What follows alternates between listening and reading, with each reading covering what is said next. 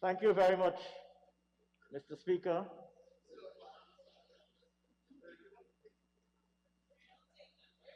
Thank you very much, Mr. Speaker. I rise this evening, sir, to move a motion requesting that the National Assembly refer to the Committee on Appointments the task of making suitable recommendations to the Assembly in relation to candidates to be identified as the nominee of the Assembly to be appointed by His Excellency the President to serve on particular bodies established pursuant to the recently enacted Natural Resource Fund Act 2021. It would be recalled, sir, that this Honorable House considered and approved a new Natural Resource Fund Act last month, an act that incorporated a number of provisions that were originally reflected in the predecessor Natural Resource Fund Act 2019, but an act that very importantly amended or revised certain pertinent provisions in that predecessor act. And in fact, sir, if I might be allowed an opportunity to retrace our steps in this regard, it would be recalled that the then APNU AFC government brought a Natural Resource Fund bill to this Honorable House in the latter months of 2018. I believe, in fact, it was in November 2018. The then APNU AFC government, as history now records it, then faced a no-confidence motion on the 21st of December 2018, which no-confidence motion was successfully passed, as a result of which a sequence of events should have transpired related to the resignation of the cabinet, the dissolution of the parliament, and the calling of an election within 90 days. That sequence, of course, did not occur because of the then APNU AFC's government refusal to respect the consequences of the no-confidence motion. And instead, the then administration proceeded, sir, to force through this House the Natural Resource Fund bill that was then before the House. The People's Progressive Party, then in opposition, led by opposition leader Dr. Bharat Jagdeo, now Vice President and former President, made very clear from the earliest days of sight of that Natural Resource Fund bill, then opposition People's Progressive Party registered our grave concerns regarding that Natural Resource Fund bill. The bill, approved subsequently in January 2019, suffered, of course, the very fundamental defect of having been considered and approved by this House after a no-confidence motion had successfully been moved against the government, the then government, which was a point that we highlighted and expressed concerns about from that very moment. But in addition to that, sir, that Natural Resource Fund bill included a number of very fundamental defects in the contents of the bill, which we also highlighted from the very earliest of days. And even after that bill would have been passed by the administration then in government, but refusing and still refusing to respect the results of the no confidence motion, the People's Progressive Party continued to register our concerns about the contents of the bill.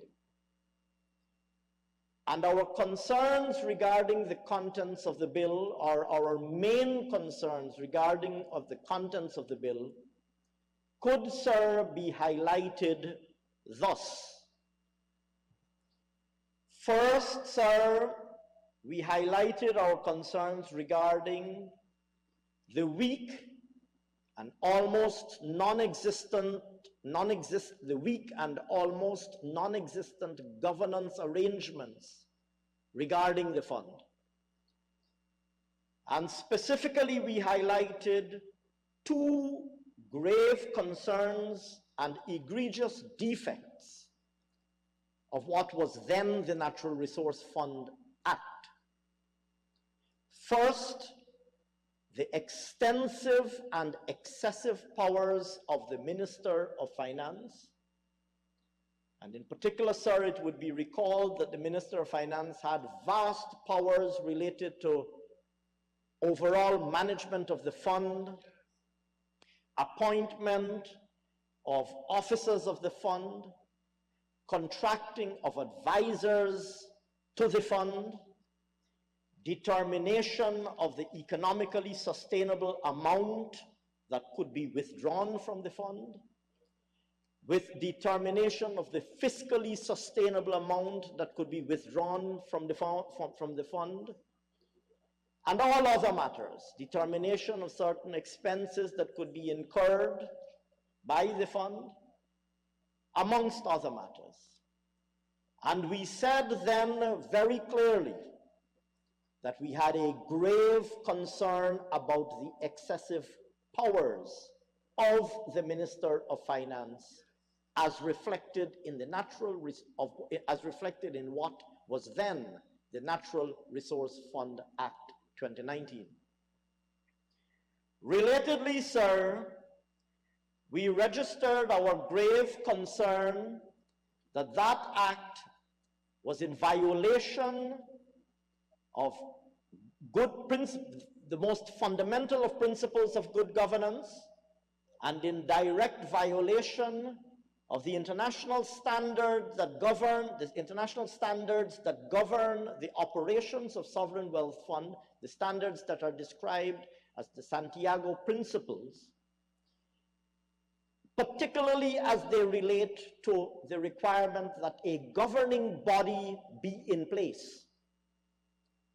The Natural Resource Fund Act 2019, sir, made no provision for a governing body because there was no board of directors or governing council or governing body responsible for the overall management. Instead, sir, as I have just mentioned, the overall management of the fund rested solely, entirely, and autocratically within the hands and sole purview of the Minister of Finance.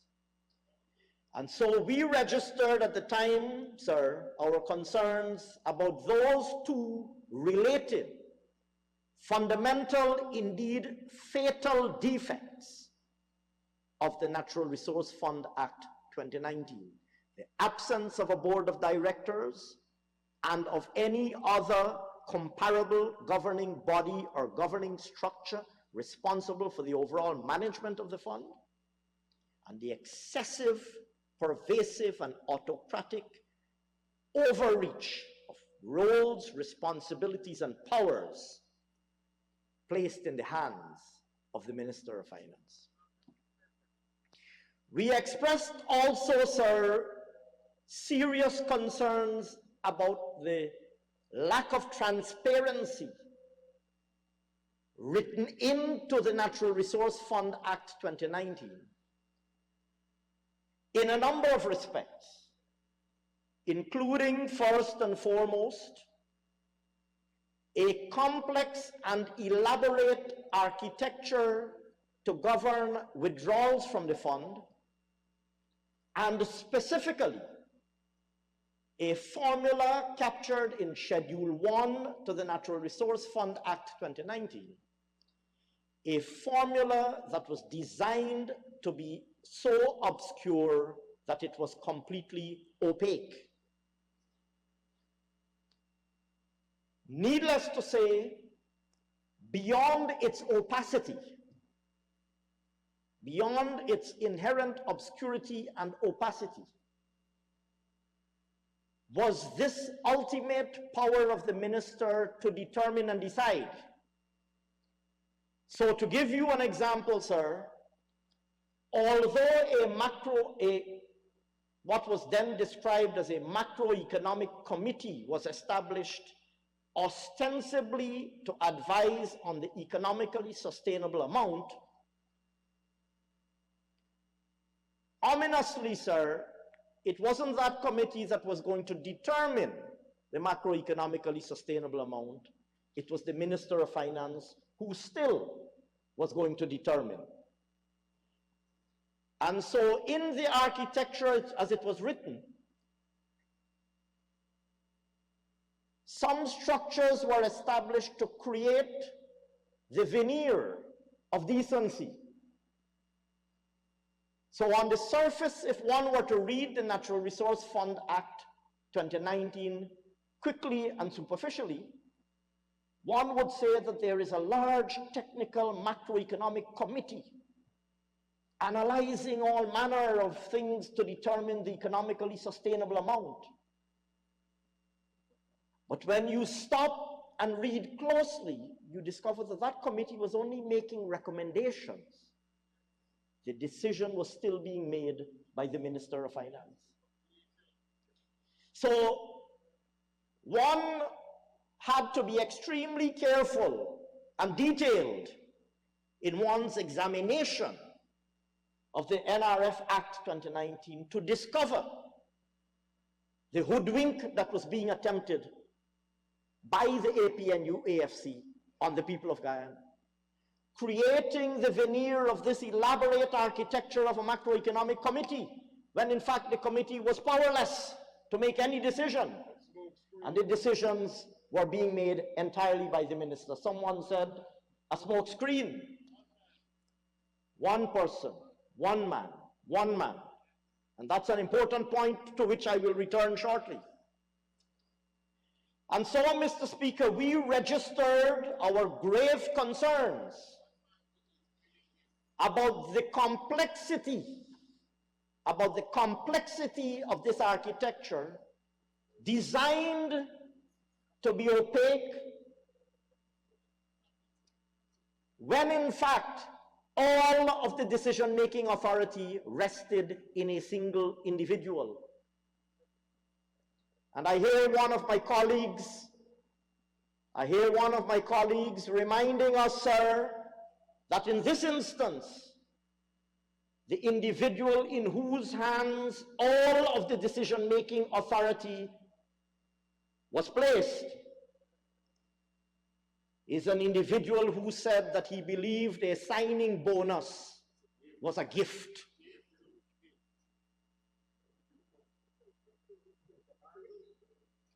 Sir, we also expressed concerns about provisions written into the law that allowed expenditure to be met from the fund without prior parliamentary approval. So there are a number of provisions in the law that speak about expenses being met directly from the fund. And there's a lot of elaborate and sophisticated language used once again to create the smoke screen of transparency. So the language is used like direct charge on the fund, trying, sir, to borrow and mimic language that we use elsewhere So we speak in other legislation about a direct charge on the consolidated fund. Transplanting that language into the NRF Act and speaking about a direct charge on the fund. Trying to create the impression that there was some rigor and transparency here, when in fact the effect and consequence of those provisions were really to allow expenditure to be met from the fund without prior parliamentary approval. And the list, sir, goes on. The list, sir, goes on, including, of course, if I might return to the point just made, including the blatant abuse by diversion of monies that belonged in this fund, and well, in fact, that predated the establishment of this fund, diversion of monies that belonged in the consolidated fund, in particular the signing bonus, which at that time should have been paid into the consolidated fund, but instead was diverted and used for purposes as yet unknown. The People's Progressive Party, sir, under the leadership of its General Secretary and then opposition leader, now Vice President Dr. Bharat Jagdeo, placed on public record all of these concerns. And we gave a commitment then that when elected to government, we will move immediately to correct these offensive and egregious provisions in the Natural Resource Fund Act. We made that promise and commitment to the people of Guyana. And we went further and said that unless those fatal flaws are fixed, not a cent from the Natural Resource Fund will be utilized. And so, this is the essence of good governance. Because we said to the electorate, this is our position on the Natural Resource Fund Act 2019. This is what we will do when we get into government to fix those fatal flaws. And upon our return to office, sir, we have now delivered on our commitment to fix those fatal flaws. Where the Minister of Finance once had unlimited powers, those powers have been removed from the Minister of Finance. By our, correct? I'm prompted to emphasize, sir, where the Minister of Finance had unlimited powers under the APNU AFC's Natural Resource Fund Act of 2019, those powers have been removed by the People's Progressive Party Civics Natural Resource Fund Act of 2021. Where there was no board of directors in the APNU AFC's configuration of the Natural Resource Fund, there is now a board of directors in the People's Progressive Party Civics configuration of the Natural Resource Fund. Where there was a complex and incomprehensible formula to determine transfers from the fund under the APNU AFC's Natural Resource Fund Act 2019, under the People's Progressive Party Natural Resource Fund Act 2021, there is a simple formula that can be understood by each and every single Guyanese person. I understand, sir, that they said they were going to get a Nobel Prize winner in economics to serve on the macroeconomic committee. Sir, the Natural Resource Fund belongs to the people of Guyana. And the people of Guyana, the last time I checked, sir, amongst the people of Guyana, we don't have as yet a Nobel Prize winner in economics. As yet. The people of Guyana own this fund, sir. And the people of Guyana must understand the basis on which the amount to be transferred from the fund is computed. Sir, there has been much hullabaloo. There's been much hullabaloo about the formula that we have introduced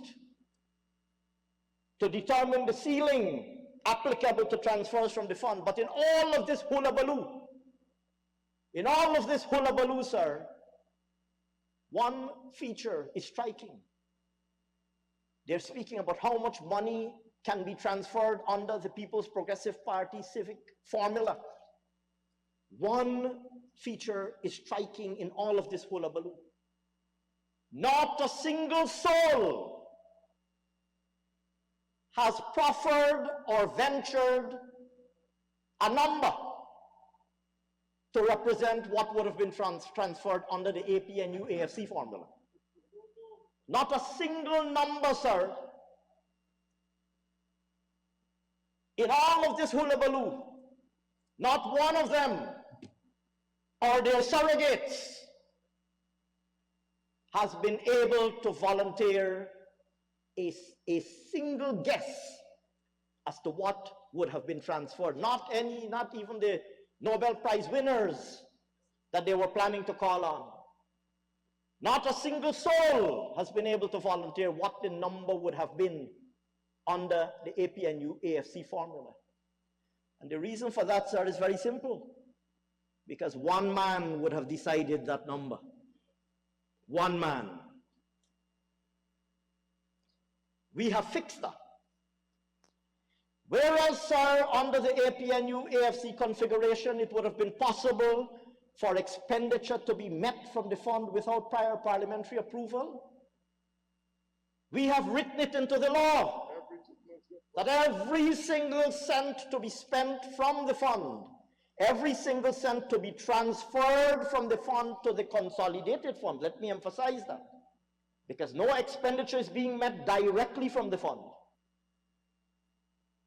Withdrawals are being made from the fund and are being transferred to the consolidated fund. And we have written into the law that every single cent to be nothing can be transferred out of the fund unless it benefits from prior approval of the National Assembly. And by extension, what that means is that every single cent to be spent out of the transfers of the fund will be subject to scrutiny through the budgetary process. Sir, not once, but at least twice and possibly more, because you have what we will describe as ex-ante scrutiny, scrutiny at the time that the budget is being considered for approval, and you have what we will describe as ex-post scrutiny, scrutiny through the ex-post accountability process that involves the Auditor General, the preparation of financial statements by the Accountant General and the government and the NRF and other entities, audits by the Auditor General, reporting back to the National Assembly, consideration by the Public Accounts Committee, which is chaired by a member of the opposition, thanks to standing orders that we wrote during our last term of office. We wrote into the new standing orders the stipulation that the Public Accounts Committee shall be chaired by a member of the opposition. And so you have not only ex-ante scrutiny, sir, but you have ex-post scrutiny. And here again, the list goes on. Having enacted the new Natural Resource Fund Act of 2021, sir, we now come to this House to give this House an opportunity that it would not have had otherwise. Because, sir, had we proceeded to implement the NRF Act 2019, there wouldn't have been a board of directors. We are now coming to this House to seek this House's instruction to the Committee of Appointments that that committee identify a suitable nominee for the board of directors. And I wish to say, sir, I've seen a lot of debate. They have made a big fuss about the fact that the board shall be appointed by the president. Well, sir, the president, the last time I checked, also appoints the Minister of Finance. And none of them had any problem with the Minister of Finance exercising all of those powers, but they suddenly have a problem with the president. None of them had a problem with the Minister of Finance, who is appointed by the president and who is clearly a political figure. None of them had a problem with this sole individual appointed by the president having responsibility for overall management of the fund, but they suddenly have a problem with a 5-person board appointed by the president. Let me say, sir, first of all, that you're moving from 1 to 5. That very fact alone, the very fact that you're moving away from 1 individual to 5 represents a vast improvement.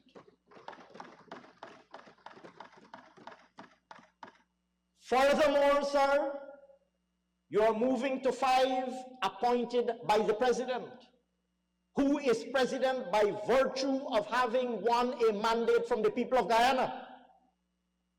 Now, I know the AP and UFC has a difficulty understanding the will of the people. But this president, sir, has a mandate from the people of Guyana, a mandate to govern.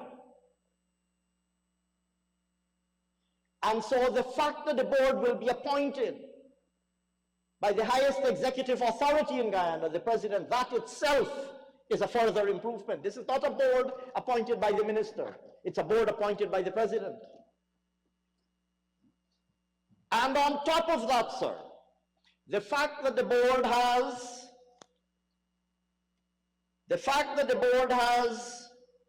a representative, or a nominee rather, of the National Assembly, that, sir, is an even added positive feature in the architecture that we've established. And against that background, sir, we now come to this Honorable House to launch the process that will lead to this House identifying its nominee to the Board of Directors. It would, of course, be well known that the committee tasked with such matters under the standing orders is the Committee on Appointments. Standing Order 84.3, paragraph B3, provides that it shall be the duty of the Committee on Appointments to make recommendations to the National Assembly on any matter referred to it by the Assembly from time to time. And in that regard, we're asking for this Assembly to refer this matter to the committee. I might add, sir, that the motion as submitted points out that there shall be a board of directors which shall comprise of not less than 3 and not more than 5 members who shall be appointed by the president, and one of whom shall be nominated by the National Assembly. That is provided for under Section 5 of the NRF Act. We could, sir, conceivably have brought a second motion in relation to Section 6 of the Act. Because not only does this National Assembly have an opportunity to nominate a member of the Board of Directors, but this National Assembly also has the authority to nominate a member of the Public Accountability and Oversight Committee, another layer of oversight. In this instance, a layer that is expected and required and mandated to provide non-governmental oversight. And that Public Accountability and Oversight Committee, sir, is also appointed by the President and shall also include a nominee of the National Assembly, but will include furthermore representatives of the religious community, the private sector, organized labor, and the professions. And so, sir, with your permission and under your guidance, it would be my proposal that instead of us bringing a second motion under Section 6 of the Act, to ask that the National Assembly also ask the Committee of Appointments to identify a suitable nominee for the POP to serve on the Public Accountability and Oversight Committee, it would be my respectful wish, sir, under your guidance, to propose that the motion as submitted be amended appropriately to ask this National Assembly not only to refer to the Committee on Appointments the task of making a suitable recommendation on the candidate to be identified as the nominee to be appointed by the President to serve on the Board of Directors pursuant to Section 5 of the NRF Act, but also to ask the Committee on Appointments to identify that other candidate to be proposed as the nominee of the Assembly to be appointed to serve on the Public Accountability and Oversight Committee pursuant to Section 6 of the Natural Resource Fund Act. I will be guided by you, sir, on the appropriate procedure to be followed to propose those amendments, and at the appropriate time I will do so. But let me emphasize also that these steps that we are taking to operationalize the enhanced governance arrangements regarding the Natural Resource Fund represent important steps to operationalize this architecture, and in particular to operationalize this architecture in the interest of Guyana and the people of Guyana. Because, sir, as I indicated earlier, the fund belongs to the people of Guyana. The resources that are contained in the fund are intended to be used in pursuit of economic and social development of Guyana. Some currently, and the rest to meet the objective of intergenerational saving or intergenerational equity. So some will be used to implement developmental initiatives currently, and some will be saved. And the formula that we have written in there addresses that issue. It addresses transfers from the fund to the consolidated fund to meet immediate development needs, and it addresses the issue of saving for the future as the fund accumulates. And I end on that note, sir, specifically to make this point. Let us be clear.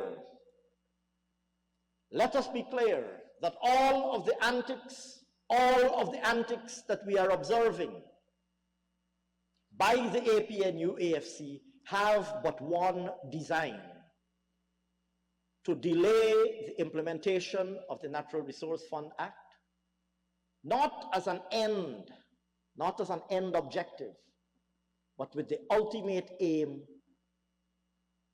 of disrupting and obstructing development in Guyana and in the interest of the people of Guyana. That really is what this is all about. That is what all this noise on the 29th of December that we saw, that's what this noise was about. To frustrate implementation of the act, and in so doing, to disrupt and derail delivery of development outcomes for the people of Guyana. This is not the first time that we're seeing this. We saw it before with Amila Falls. We've seen it on so many occasions. But sir, with those remarks, I wish to conclude simply by moving that the motion contained in notice paper number 165 be considered by this House and be approved subject to the amendments to which I alluded earlier. And as I indicated, sir, I'll be guided by you on when and how to move those amendments. With those remarks, I commend the motion to the House, and I say on behalf of this People's Progressive Party civic government that we remain unswerved and unshaken in our commitment to ensure that the revenues earned from Guyana's new and emerging oil and gas sector are deployed in the interest of accelerated economic and social development in our country, for which the people of Guyana have long been waiting. Thank you very much, sir.